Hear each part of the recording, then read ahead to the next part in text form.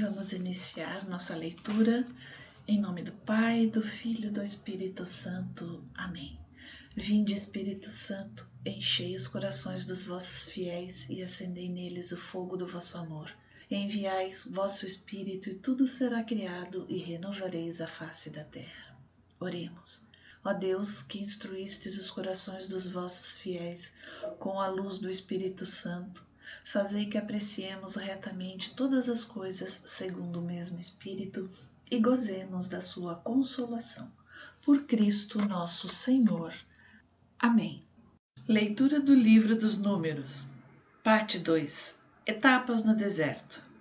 Continuação do capítulo 10, a partir do versículo 11 até o capítulo 12, versículo 16. Partida para o deserto. No 20º dia do 2º mês do 2º ano, levantou-se a nuvem do tabernáculo do testemunho. Os israelitas puseram-se em marcha e partiram do deserto do Sinai. E a nuvem parou no deserto de Farã. Partiram, pois, pela primeira vez, conforme a ordem do Senhor transmitida por Moisés. A bandeira do acampamento dos filhos de Judá partiu em primeiro lugar, seguida de suas tropas. E a tropa de Judá era comandada por Naasson, filho de Aminadab. A tropa da tribo dos filhos de Issacar era comandada por Natanael, filho de Suar. E a tropa da tribo dos filhos de Zabulon era comandada por Eliabe, filho de Elon. O tabernáculo foi desmontado e os filhos de Gerson e de Merari partiram, levando. Depois partiu a bandeira do acampamento de Ruben, seguida de suas tropas, e seu comandante era Elisur, filho de Sedeur. A tropa da tribo dos filhos de Simeão era comandada por Salamiel, filho de Sudarizadai, e a tropa da tribo dos filhos de Gade era comandada por Eliasaf, filho de Duel. Os caatitas partiram em seguida, levando os objetos sagrados, e antes que chegassem era montado o tabernáculo. A bandeira do acampamento dos filhos de Efraim partiu, seguida de suas tropas. E a tropa de Efraim era comandada por Elisama, filho de Amiúde. A tropa da tribo dos filhos de Manassés era comandada por Gamaliel, filho de Fadassur. E a tropa da tribo de Benjamim era comandada por Abidão, filho de Gedeão. A bandeira do acampamento dos filhos de Dan, que formavam a retaguarda de todos os acampamentos, partiu, seguida de suas tropas. A tropa de Dan era comandada por Aiser, filho de Amissadai. A tropa da tribo dos filhos de Asser era comandada por Fegiel, filho de Ocrã. E a tropa dos filhos de Neftali era comandada por Aira, filho de Enã. Esta foi a ordem de marcha dos israelitas, divididos em tropas quando levantaram o acampamento. Moisés disse a Obabe, filho de Raguel, o madianita, seu sogro: Nós partimos para o lugar que o Senhor nos prometeu dar. Vem conosco e farteemos bem, porque o Senhor prometeu fazer bem a Israel. Obabe, porém, respondeu-lhe: Não irei contigo, mas voltarei para minha terra e para junto de minha família. Moisés replicou: Rogo-te que não te separes de nós. Conheces os lugares onde podemos acampar no deserto e nos servirás de guia. Se vieres conosco, dividiremos contigo os bens que o Senhor nos der. Partiram da montanha do Senhor e caminharam 3 dias.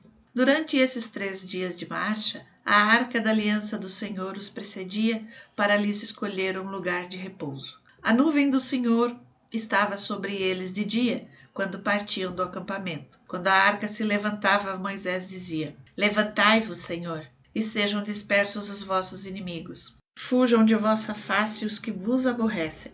Quando, porém, se detinha, dizia: Voltai, Senhor, para as miríades de milhares de Israel. Murmurações do povo. O povo pôs-se a murmurar amargamente aos ouvidos do Senhor. O Senhor, ouvindo isso, irou-se. O fogo do Senhor acendeu-se entre eles e devorou a extremidade do acampamento. O povo clamou a Moisés. Moisés orou ao Senhor e o fogo extinguiu-se.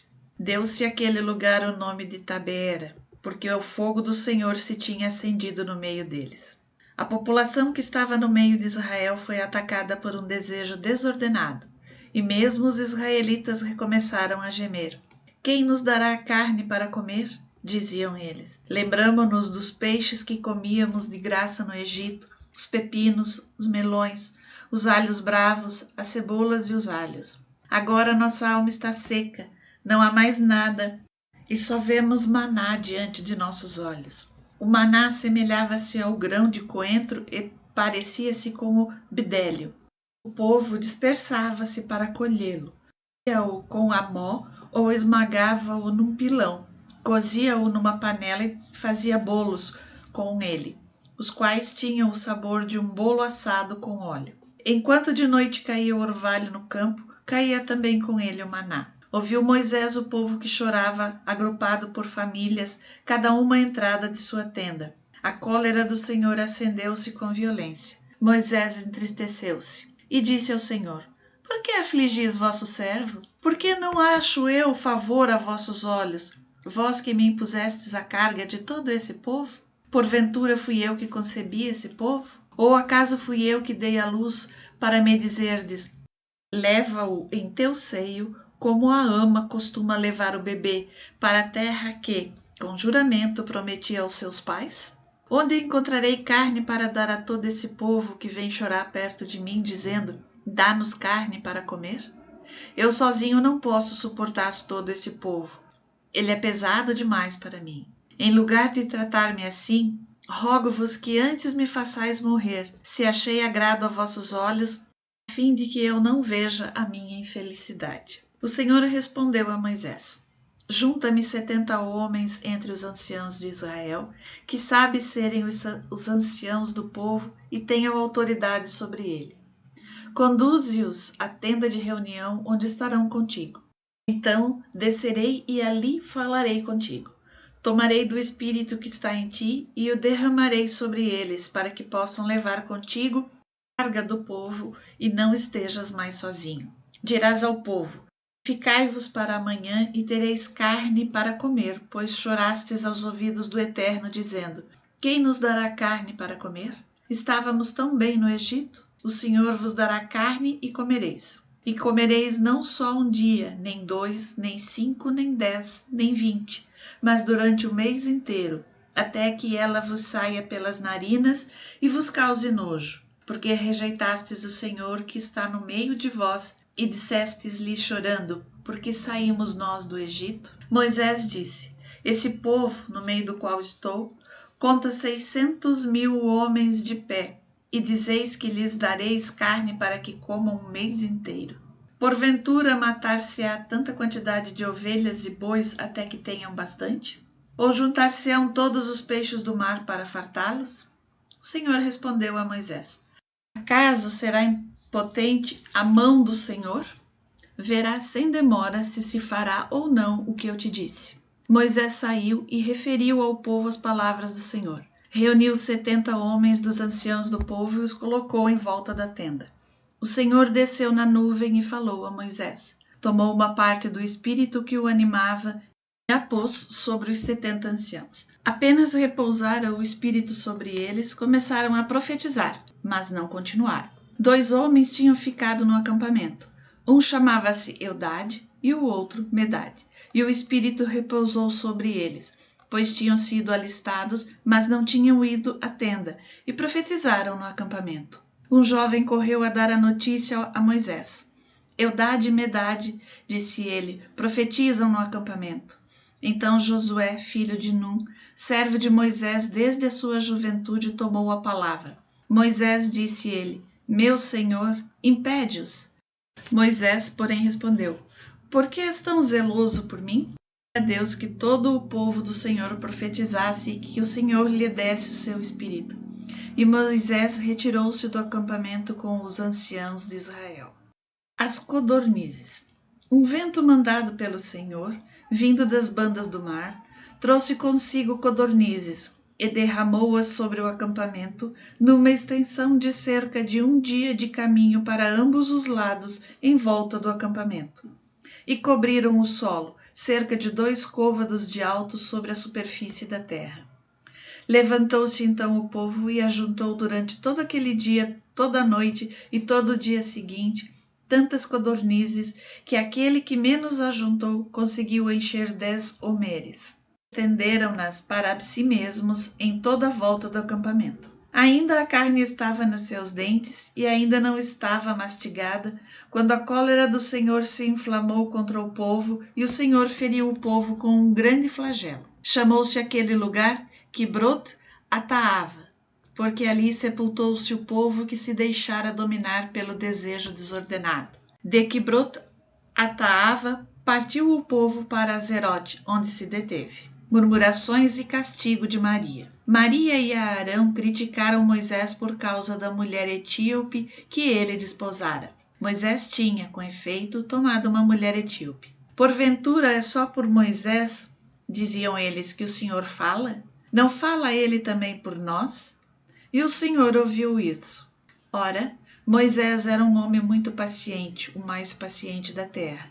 Logo falou o Senhor a Moisés, a Arão e a Maria, e de todos os três à tenda de reunião.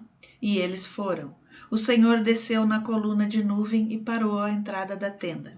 Chamou a Arão e Maria, e eles aproximaram-se. Ouvi bem, disse ele, o que vou dizer. Se há entre vós um profeta, eu lhe aparecerei em visão. Eu, o Senhor, é em sonho que lhe falarei. Mas não é assim a respeito de meu servo Moisés, que é fiel em toda a minha casa. Eu lhe falo face a face, manifesto-me a ele sem enigmas, e ele contempla o rosto do Senhor. Por que vos atrevestes, pois, a falar contra o meu servo Moisés? A cólera do Senhor se acendeu contra eles. O Senhor partiu e a nuvem retirou-se de sobre a tenda. No mesmo instante, Maria foi ferida por uma lepra branca como a neve. Arão, olhando para ela, viu-a coberta de lepra. Arão disse então a Moisés: Rogo-te, meu Senhor, não nos faças levar o peso desse pecado que cometemos no momento de loucura e do qual somos culpados. Que ela não fique como um aborto que sai do ventre de sua mãe, com a carne já meio consumida. Moisés orou ao Senhor. Ó Deus, disse-lhe ele, rogo-vos que a cureis.